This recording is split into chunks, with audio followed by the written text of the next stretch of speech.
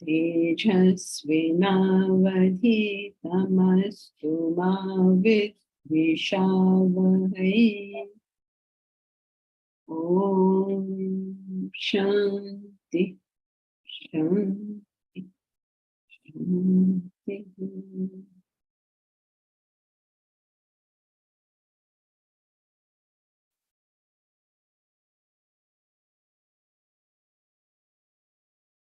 Reshma, you have a question?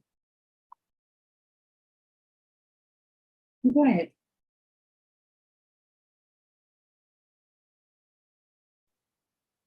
You're Can't muted. hear you, you're muted. So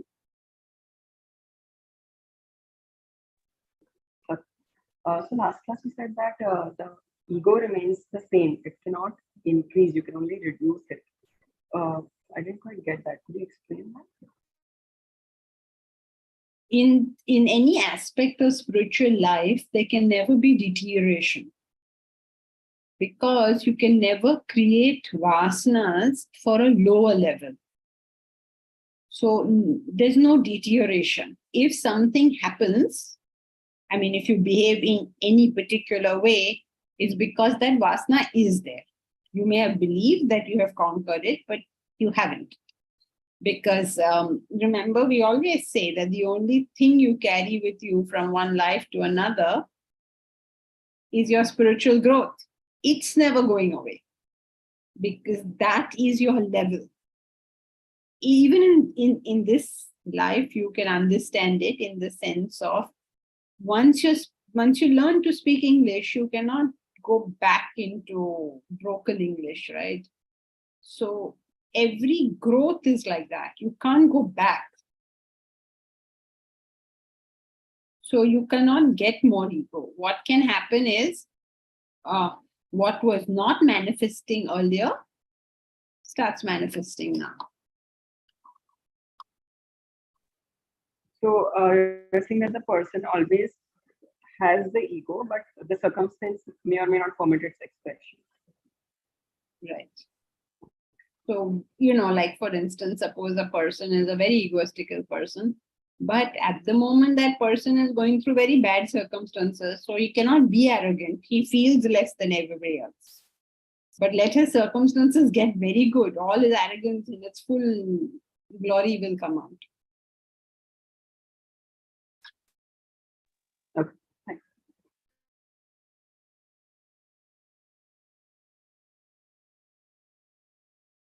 Shilpa, are you new to the class?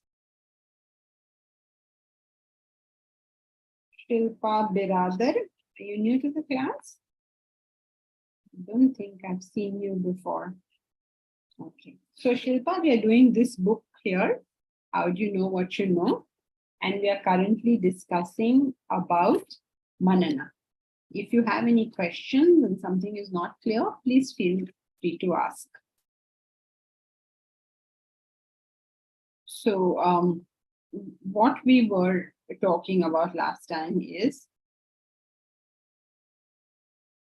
how through Manana, which is reflection, we are able to digest knowledge. If the knowledge is not digested, it stays as mere information, as mere data. It doesn't really help us. It starts becoming useful in our life only when that knowledge is digested. And how is that knowledge digested? It is digested by the method of manana or reflection. Now, reflection is not mental wandering. Often when we think we are reflecting on something, all we are doing is mental wandering. And we did one example of that. So here is this lady who starts thinking. Says, wonder if rebirth exists. So what is a question in our mind? Does rebirth exist? So look where her thing goes. Wonder if rebirth exists. But is our birth really sorrow? Yes, Shilpa had such a bad time with her husband. But not all husbands are bad. Some marriages work. I wonder why. It must be destiny, or is it luck? But hard work is required. See how much money Bill Gates made with hard work. But what use is money after all? This is called mental wandering, that you cannot stick to any point. It is just goes on. The mind is running. Okay, so this is not reflection. Reflection is disciplined thinking on a particular subject. So now if you're thinking, does rebirth exist? Then that's all you're thinking about. Many things will come to mind as you think. Put them aside. It's not the time to deal with it. Physically, we understand this. Because physically, okay, you start cleaning one cupboard. Then you find something in this cupboard which should have been in some other cupboard. So you pick it up and you take it to the other cupboard. And that cupboard is all messed up. So you want to put this in the right place. So therefore, you find something else in that cupboard which should be in some other cupboard. So you take it to that cupboard. At the end of the day, you got like 10 cupboards open and the whole house a bigger mess than you originally started. This we understand physically. Same thing happens at the mental level, that we are not able to stick with something until we've got to the end of it, understood that thing. Right? So I hope this is clear, the difference between reflection, which is a disciplined thinking on a particular topic, usually a question for which you want a particular solution. You want to reach a solution or a resolution. And you stick with that one thing until that is resolved. Many things will come up while you're doing this. All of them have to be ignored, blinkers on, just one thing you're going to think of. And when you think like this, then the concept gets understood. And when the concept gets understood, it creates clarity of thought. That is why we took the example of Sonam Wangchuk, right? He and we know the same law, that water seeks its own level. But because he knows that law, and he has obviously understood it very well, he was able to use this law to create the ice stupas and solve the community problems. You know, the kind of knowledge we all have, this world should have no problem. Because there's so much, all of us highly educated people, right? Everybody in this class, highly educated, not only educated, so much information about so many things. Just if we all understood what we know, we will solve all the problems of this world. But none of us understand what we ourselves are thinking of. Shilpa, what is the meaning of disciplined thinking and how to think in a disciplined way? Shilpa, how to think in a disciplined way? We are studying this whole issue at the moment, and we'll come to all these various things which we have to study. But broadly speaking, discipline means that your intellect is doing something. When your intellect is doing something, it is able to switch off from anything else. That is the very essence of discipline, right? What is discipline? That you have a goal, that you have a path to the goal, and the intellect keeps you consistent on that path.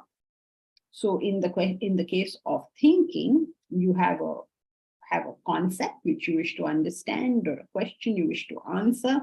So you are able to keep yourself on that point alone and not divert yourself into so many other things. Many interesting things. Like now you're asking, what is the meaning of disciplined thinking? Disciplined thinking means you have a point to reach and you have a method by which you are going to reach that thing.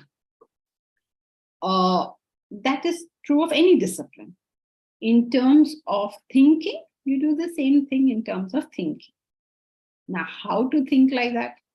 That is a old training, Shilpa. If I could answer that question, in 1 second like this, then why would we need a class at all? We should just call everybody, tell them that 1 second answer, and then everybody go home and do it. You'll have to study Vedanta. You'll have to keep on focusing. And over a period of time, you will learn to do it. For that, we have so many things. We have classes, we have group discussions, endless number of things. Okay, Shilpa, sorry if it's not the kind of answer you were expecting. Is that clear, Shilpa?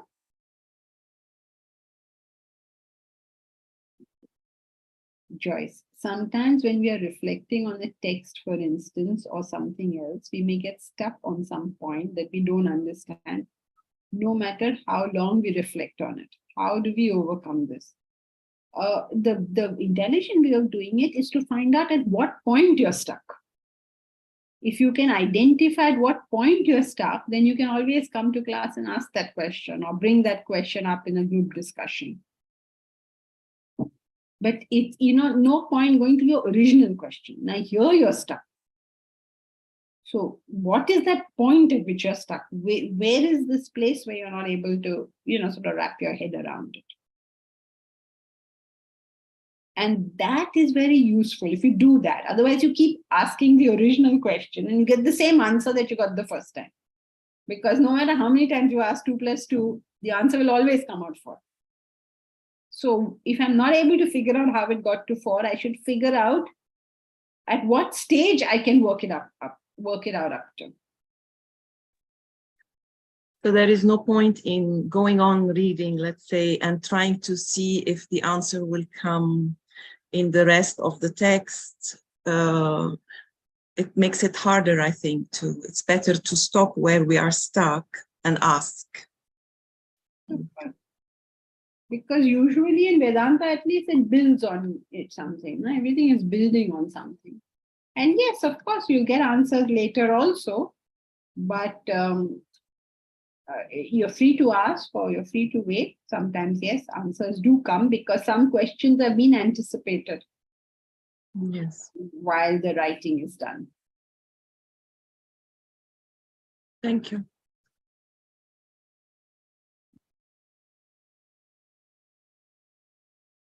And so this jugad, wit, all of this is dependent on the clarity of your intellect, which comes through this reflection.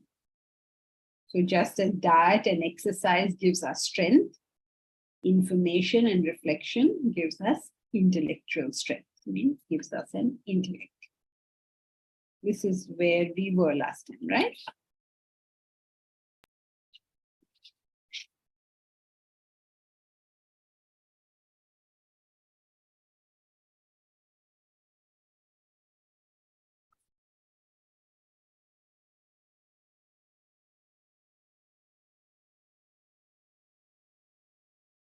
So we had spoken about how knowledge grows.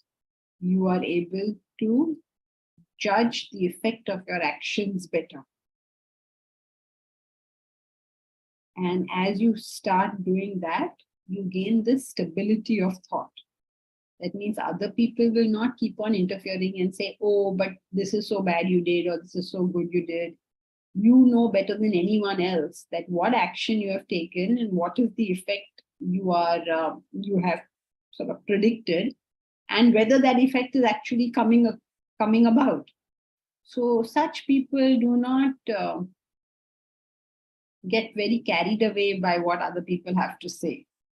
In fact, they have the discrimination to know what to take amongst what other people say.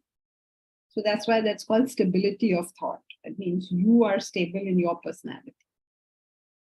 But when this is absent, when knowledge is absent, thoughts are fluid. Fluid means they run all over the place. They contradict themselves. They have no clear direction. They are fickle. They are represented as monkeys in the Ramayana because of their jumpy nature. We call these thoughts mind. Knowledge is meant to control or govern them. You know that there's famous story that a father and a son were taking the donkey to the market. Remember that story? were taking the donkey to the market. And when they took the donkey to the market, they were walking next to the donkey, and then they were taking the donkey. So then somebody on the road said to them, how stupid, they have a donkey, but they are walking themselves. So then they both, the father put the son on the donkey, and then the people, they were walking. Then he said, what a selfish son.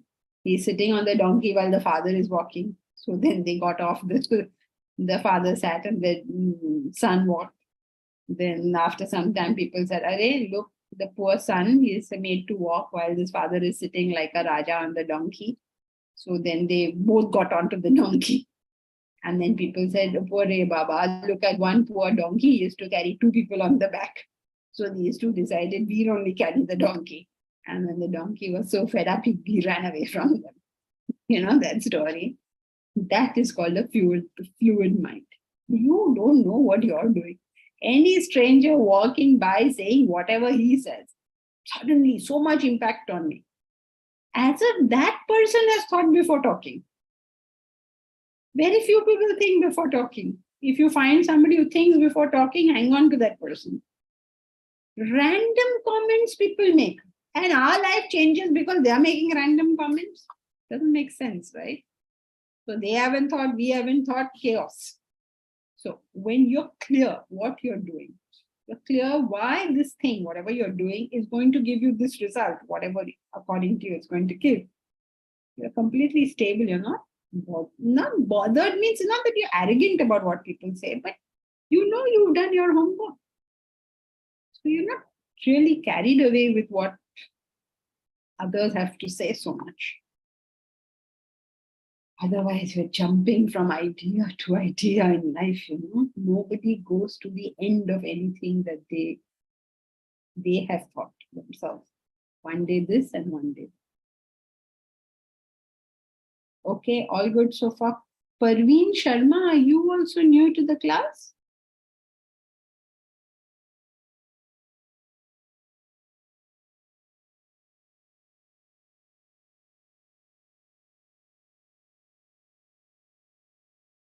New people never like to talk to me.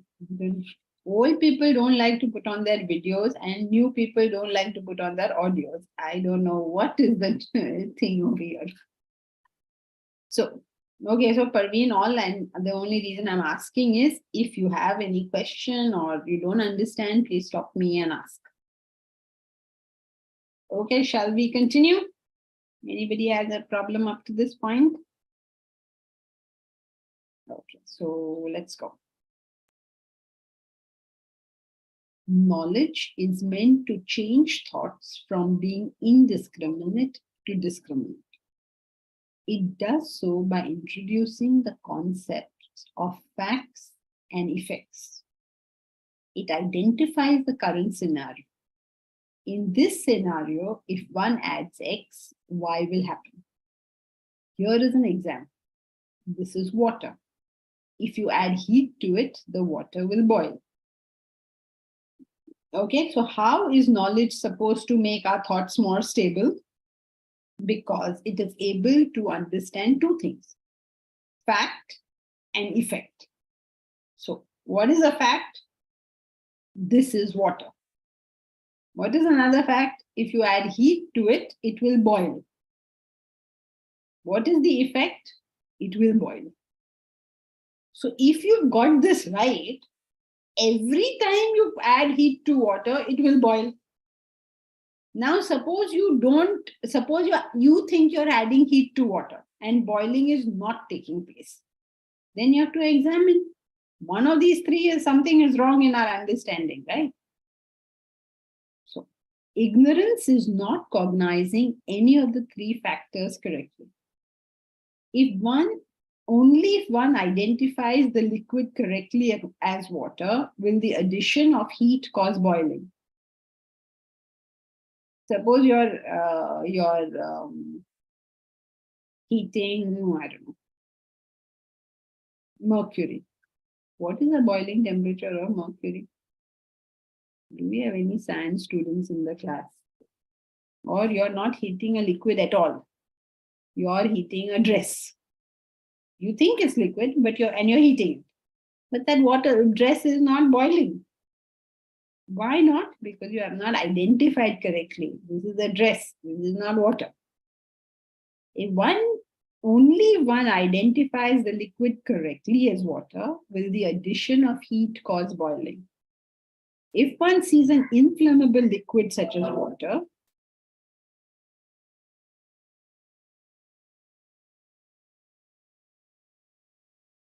if one sees an inflammable liquid as water, the addition of heat will cause a conflagration. Because it wasn't water. What you just heated was an inflammable liquid.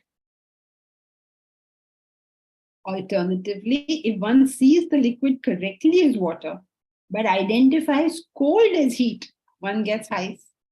You think that if I put it in the fridge, it will boil. Then no, what you will get is ice.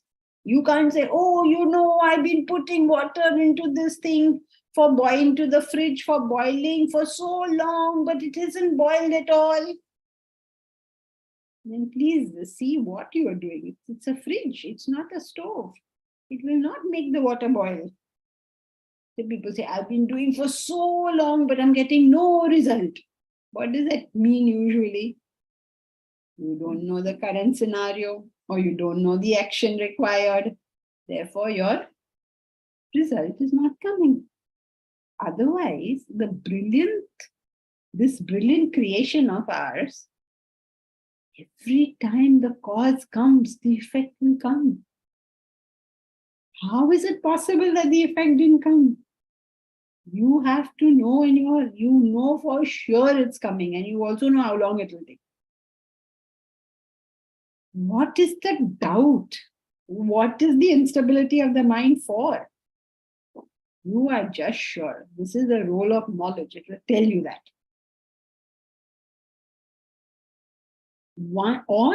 So what could you get wrong? Firstly, you didn't identify it correctly as water. Or you didn't correctly identify it as adding heat. Or one may not know that the combination of water and heat causes boiling, and hence be surprised at this altogether unexpected result. So you don't know if you add heat to water, it will boil. So say, oh my God, you know what happened? I put water on the stove and guess what? It started boiling. You're so surprised it happened. Like, what else did you think was going to happen? Okay, you see children who do not know basic facts, they're so surprised. Auntie, and then I put it on the stove and the water, it just became clouds, auntie. Have you heard children talk like that? Very surprised. And all of us are also very surprised. So, oh my God, you know what happened? What were you expecting? One may not know that the combination of water and heat causes boiling, and hence be surprised at this altogether unexpected result. But if all three are in place, one can see how knowledge gives the confidence of being absolutely certain. Where certainty is possible. Please note the second portion. Where certainty is possible. You will know where it's possible. You will know where it is not possible. Once one knows the principle, it becomes easy. So easy it becomes, really. Such as the principle, inflation reduces the value of money. Money in cupboard plus time is equal to money loss. Many women think that, oh, I've kept so much money in the cupboard. By the time you take it out and use it, if you have kept a lakh of rupees there, when you take it out and use it, that lakh is worth 50,000. How many people talk about their monetary situation as if it surprises them? So many people say, Oh, I thought I had enough money yesterday. I mean, I would imagine by now everybody knows this, but they don't. Yesterday itself, I heard somebody somebody told me, oh, I sold my house and then I made that FD or whatever. I invested the money, but now I don't have enough money because inflation. Like, what is wrong with you? Did you not know at the time of sale that there is going to be inflation? Okay, chalo, you didn't know then, at least today you know. Oh, I thought I had enough money. How many people have heard this thing from? I thought I had enough money. Please, inflation is a fact of life, just as day and night is. Get used to it. And organize yourself for the inflation, obviously. So, money and so once you understood that in 10 years' time, your money will have reduced by, at least going by the government figures, currently 5%. But that's not really what happens, because our needs also go up. New things come up, and then you want those new things. You have to assume inflation of 10, 20%. Or the other principle, one more principle as an example. As the superiors do, so will the others. This is a principle. Scenario 1. The father is telling the son, who is busy listening to his own stuff, study. And the son says, no. Scenario 2. The father opens a book and starts reading. Eventually, the son also does that. As the superior does, so do the other. Parents are so indisciplined and they tell their children to be disciplined. How is that going to happen? You hold a cigarette in your hand and tell your child not to, whatever they are doing, not to play too much or something. How is it going to happen? It's never going to. One can also play around with it. If one wants to add heat but does not want the water to boil, one can add impurities to the water. Alternatively, if heat is added and water does not boil at 100 degrees, one knows that there are impurities in the water and therefore what action needs to be undertaken. So, the basic principle is this: the scenario, the action, and the effect. You basically, when you've got that, you know how to deal with it in multiple ways. In this way, we move from being caught between endless analysis and impulsive action. Our life usually is between two things. Either we go on and on analyzing endlessly and do nothing, or there is no analysis and we start impulsively doing something. But if we understand it, if the knowledge is digested, we neither do this endless analysis nor do we have impulsive action. We become discriminate, well-directed. We move forward. So this is an example. There's a dead wind, there's no wind. There's a whirlwind, which means your boat will be broken into pieces. Or there's a directed wind. If your captain is good, you can direct it in the way you want it to go. The relationship between knowledge and intellect is reciprocal. The better the intellect, the better will the knowledge be digested. The better knowledge is digested, the stronger the intellect grows. What interrupts the process is the mind.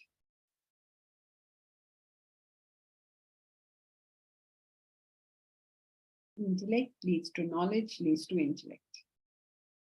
Intellect, but desire covers knowledge, and intellect goes away. Okay, so how are you doing so far? Is everything clear? Is this sounding very optimistic? Okay, there is a downside to this whole thing. The downside is that when you have an intellect, you will take knowledge. When you take knowledge, the intellect will grow. When the intellect grows, you can take in more knowledge, and intellect grows. Okay, so we look like we are on a really good wicket. But there's a problem here. You know what's the problem? Is it to have an intellect as a prerequisite for knowledge? Is this the problem? Yes, that's the problem. Very good choice. See, you have to engage the intellect. If you didn't engage the intellect in the first place, or you didn't have an intellect to engage, what is knowledge going to do to you? Nothing. And that is the tragedy. So whatever little intellect we have, we must engage it with the knowledge. Let it fire. If it doesn't fire only, then now what? So when we get exposed to knowledge, we tend to memorize. So we know all the points, but the intellect has not gotten engaged as yet. And that's how knowledge fails us. That's a major problem, because it can happen that you actually know the whole subject, but no intellect has come out. This is a very real possibility. And that is why they go on talking about this whole reflection thing. In fact, in our country, from childhood, the children were taught that. In Panchatantra, Panchatantra was used to educate kids. So it says, Varam buddhi na sa vidya. Varam is superior, is buddhi, is intellect, na sa vidya, not knowledge, not information that you have gathered. We are taught from the very beginning. It was a very interesting culture, at least in terms of knowledge. Very interesting culture, but in terms of knowledge, is very interesting in the sense that they ensured that you had an excellent memory, because they made you memorize all sorts of things. So your memory was really sharp. But having achieved memory of everything, they rejected it all and said, you know nothing now.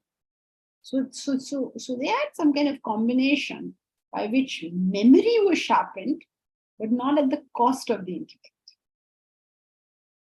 And nowadays, so, when earlier, like a generation or two ago, we all passed exams by memory, by short-term memory that too. And as long as you could remember it for one night, you studied the previous night, remembered it, and you wrote it in your exams, you're good to go. So we achieved a very sad state where we neither developed anybody's memory, nor we developed intellect. So our education has become pretty sad nowadays. Now we are trying a new form of education. Let us see if that works. For that, all of us will have to work. So I hope you all are geared to work for the upcoming university. Okay, so is it clear up to this part? Do our new friends have a question? Do our old friends have a question? Since I can't see you, I don't know whether you all have got it, not got it. Everyone's okay? Any questions up to this point? Janki, Mm-hmm. I have a question. When we say strengthen the intellect, do we mean strengthen the vasana for discriminate thought? When we say strengthen the intellect, it basically means that your actions will come from the intellect. That's what is a strong intellect. If your action, strong means what? It has to be stronger than your mind. So there is not a sort of independent vasana for strong intellect in that sense. It means that you have developed the maturity, or whatever you want to call it, to be able to have every action come from the intellect. I'm saying whatever you call it, because it is the intellect. When your intellect is strong, means your actions come from the intellect. That's what we mean. Thank you. Beautiful. Intellect and knowledge difference. Can you give example to understand both terms in a good way? In a good way, what do you mean in a good way? Intellect means your capacity. Intellect means discrimination. You have a developed discrimination when your actions come from that discrimination. What is knowledge? Knowledge is mere information. An example is this. Knowledge tells a diabetic that sweets are bad for him. Intellect means that the diabetic actually doesn't eat the sweet. Knowledge tells you that you should be exercising every day. Intellect means you actually do exercise every day. Is that okay, Shilpan?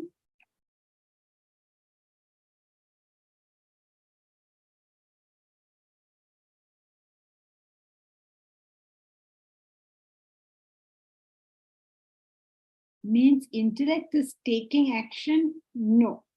It means intellect determines the action, determines what your body does. Using the intellect means that the intellect determines what your body does. Your body can be made to do things either by the intellect, which is your discrimination, or your feelings, your emotions, your likes and dislikes, which is your mind. When the intellect makes you do something or not do it, means the activity of the body is decided by the intellect. That's called a strong intellect. Or that's called intellect. Janki, is it possible that you're using your intellect only in one aspect and not in another? For example, a person might be very good at financial, managing the finances, but have a very bad diet. Do you really need to ask me this question? Do I need to? You're asking me, I need it? Yeah, do you need to ask the question? Don't we see this all the time? Yeah, You yeah. are good at X, but not good at Y. Yeah, I see that So- myself. Yeah. So basically, when you're good at X and not good at Y, that's not called intellect. Like take, for example, a lawyer, a surgeon. He's very good. He's very objective with cutting people up and blood is flowing and all sorts of things. But when the same doctor, surgeon goes home and his son comes with a bad report card, he goes up in flames. So this is not called intellect because he was very objective in one place and he's very involved in another place. So intellect means it has whatever is across the board. When you're only good at one thing, it's a particular skill you have or a particular acclimatization you have. When it's across, or to the extent it's across the board, it's intellect. Okay? Yep. And that skill is a result of memory. Memory is just one of it. Skill is the result of practice, memory, information in that thing. Could be anything, depends on what it is. Or you have a natural talent in that. Like Sachin Tendulkar has a natural talent in cricket, right? Let us say Naeem practiced as much as Sachin did. Would he be Sachin Tendulkar? I don't know. Naeem, do you have a natural talent in cricket? I'm good, but I'm not that good. Okay. So one day, Naeem, you can lead the Vedanta University cricket team since you're claiming to be good. So yeah, so you can have a natural talent, you may have memory, depends on what area it is. But when it's not intellect, it will not be across the board. It'll be up and down in different things. Some things you are able to take in your stride, some things you can't. Because intellect, like our level of development of the intellect is directly proportional to our spiritual growth. That's why it's No, no, no. no Oh, wait. When you say our, who are you referring to? human beings. No, not necessarily. You can have an intellect develop, meaning one person is capable of performing his actions with the intellect most of the time or all the time in what he does. But he can see only so much. So, in other words, just imagine somebody who's a high achiever.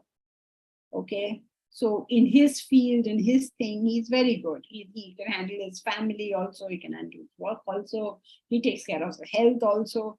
So this is how much he has conceived in life. So this is what he takes care of. Spiritual growth means you can conceive a lot more. So another person may have conceived more, but he can't take care of anything. So you can't say this guy is worse than that guy.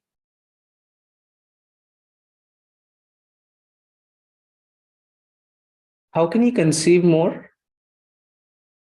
Conceive more means who can conceive?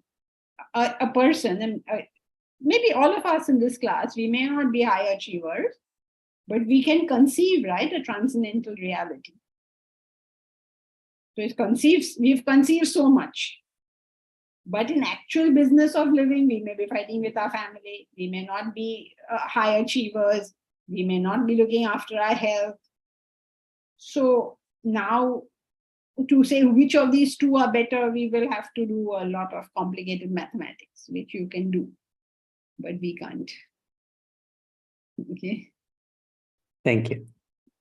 Shilpa, please tell me I'm correct. Arey, how can I tell you you're correct, Shilpa? I must know whether you're correct first. Beating of heart is intellect. Beating of heart is intellect. And what is good to keep heart healthy is knowledge. Beating of heart is intellect, and what is good to keep heart healthy is knowledge. Yes, I suppose you could say that if you are saying it in the right way. Meaning the actual result that you have got is the intellect, is determined by the degree of intellect, but just knowing things is knowledge, correct? It's an unusual example, but if you mean this, then yes, you're right. You're right, in fact, what you've written is right, yes. I hope you mean the right thing also. Yeah, Uttara.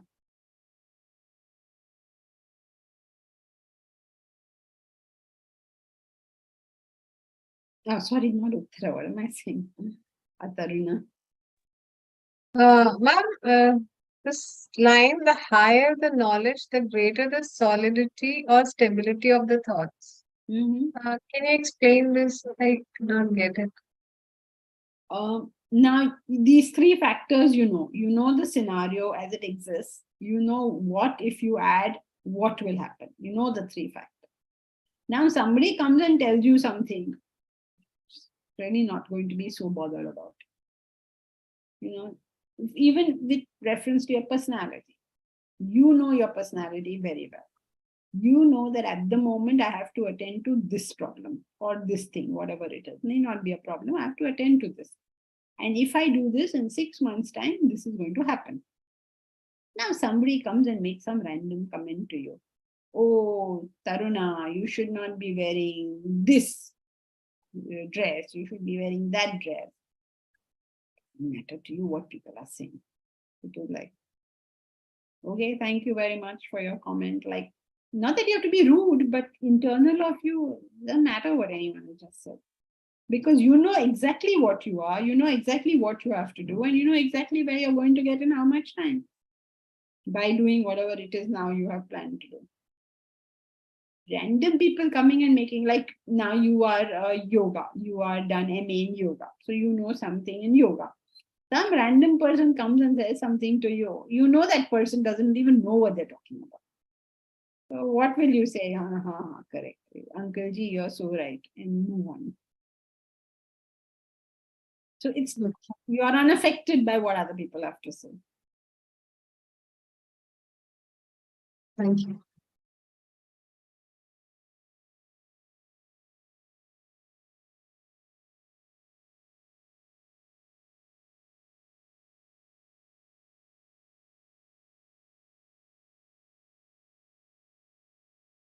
So as a side point is a small point over here. However, it is important. No, it's the same thing. However, it is important to recognize that it is not the strength of the intellect, of the desire that determines control. It is the strength of the intellect which determines the control. It is not the speed of the car that determines whether it is in control, but the ability of the driver. Powerful horsepower requires an expert driver. So this is a technical thing. As you know, in this book, we have done this indented thing. Indented means you can skip this portion. But if you want to know a little bit more, then here is the indentation. So over here in the previous diagram, can you show that diagram again? It almost appears that desire is stronger than knowledge. No?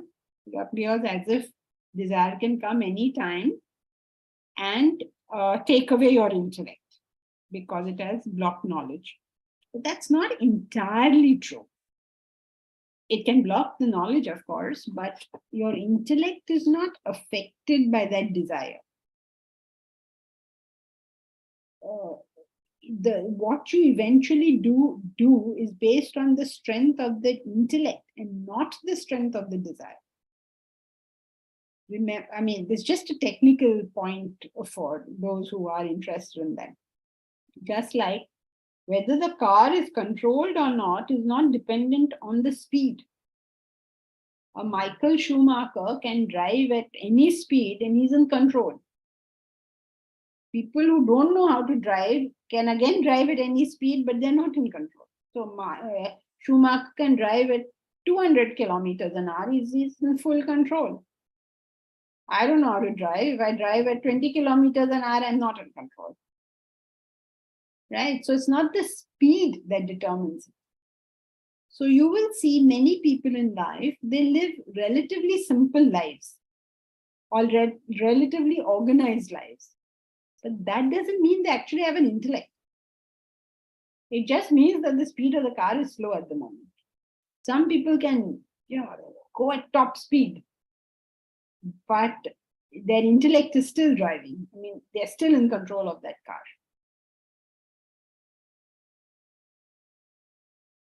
Okay. Mental disturbance. Sorry, Janki ji. Yes. I need a little bit of help with Deep Raj's question and point between conceive and achieve. Now, we've talked about the fact that achievement would require that the intellect has controlled the mind, stronger than the mind, and therefore it got you to do the right things per se. So achieve definitely is in the intellect domain. Now, when it comes down to conceive, I'm just thinking aloud, you could be conceiving because you have a very superior thinking power, etc. So you can visualize, you can think about it, but you still don't have the, kind of the intellect controlling the mind, and therefore you cannot achieve. So in this case, in the second case, how is intellect interplaying with a person who can conceive but is not achieving? Does it mean that he's got a superior knowledge, superior intelligence power because he can solve a problem mathematically, or for that matter, even in a logical way, etc. But somewhere down the line, the mind overpassed. Your second part of the equation in the book. Deep Raj's question wasn't around that. Deep Raj's point was that intellectual development means spiritual growth. So the answer to that was no, it doesn't. Your spiritual growth will help you conceive of greater, vaster things. But that doesn't mean that you can actually do something. Okay, so it's possible that here's a high achiever whose intellect has governed his action and therefore now he's an achiever. And there is a spiritual person whose intellect doesn't govern his action and so he's not an achiever, but his intellect has the capacity of higher conception. So one aspect of the intellect is also how far you can see, no? Logic is Yeah. one aspect of it. How far you can see is another aspect of it. So these kind of comparisons are very difficult to make because you need a lot more information to say who then is in a better position in terms of the intellect. So one guy is able to execute, one guy is able to conceive, but what he's conceiving is fantastic. And this guy has not been able to conceive that. You see, so it's difficult to make these comparisons. Yeah. So this is not so much about which is better, but just the fact that this seems to suggest that the intellect has multiple dimensions. The most important one, or at least a significant one, is the ability to control desire and mind. But it also has the ability and the dimension of being able to conceive, look far ahead, in terms of problem solving ability. I may not solve the problem, but the problem solving ability is there. And one would say that, in that sense, he has that dimension of intellect. Would that be the right way to describe? Yes, in the context of Deep Raj's question, it was only conceiving higher ideals. Yeah. No, so I'm going beyond Deep Raj's thing. I'm just speaking about it as I have just described it. Yeah, so bottom line of intellect is it must govern action. Yeah. That's the bottom line. If it doesn't do that, we are not going to accept it. But now, what is its relationship to spiritual growth is what this conversation was about. Does it necessarily mean that, the higher your intellect capacity to govern action, the higher your spiritual growth? No, that's not a connection we can draw. Means you can be more highly spiritual, but may not have a strong intellect. But that sounds weird to our ears, right? So how is this person who is more spiritual but less intellect? So in that context, the dimension of longer, wider vision comes in. Then in that context, if the thought comes that perhaps he's not really spiritual, because if he was spiritual, he would have had a strong intellect, which would have allowed him to also achieve commensurate. That may not be entirely correct, because the fact is he has conceived something higher. So we have to give him the points for that. Okay. Yeah. Okay. Fine. Yeah. Thank you.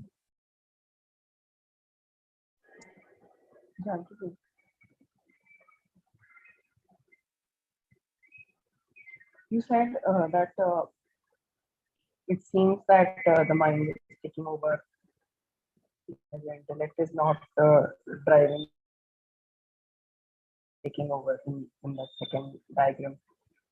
But it is not so. What does that mean? The same idea that it is not the strength of the desire that determines control, it is the strength of the intellect. Technically speaking, you can't say the desire did this to me. It will always be weakness of intellect, never strength of desire. Like the driver example.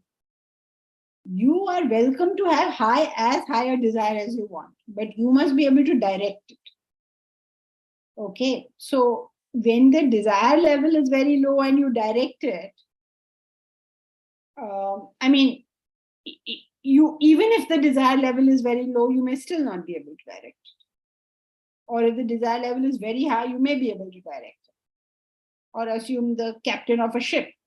There is very little wind, but he doesn't know how to run his ship, so it's getting all tossed here and there. Or there's a tornado, but the captain knows how to handle it. You'll still be okay. So it is not the strength of the desire, but the strength or weakness of the intellect which is determining the action. Yes.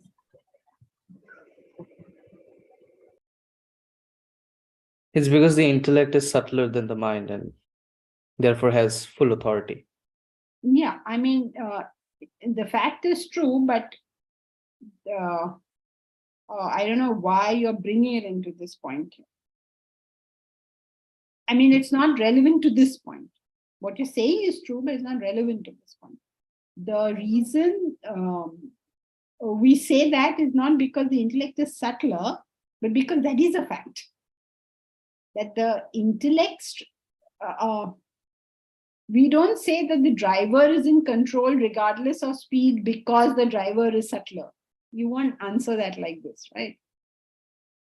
Because the driver is subtler than the car. I mean, you won't say that, no? Because he's a skilled driver. I mean, one aspect of the intellect is that it has full authority over the mind, right? Yes.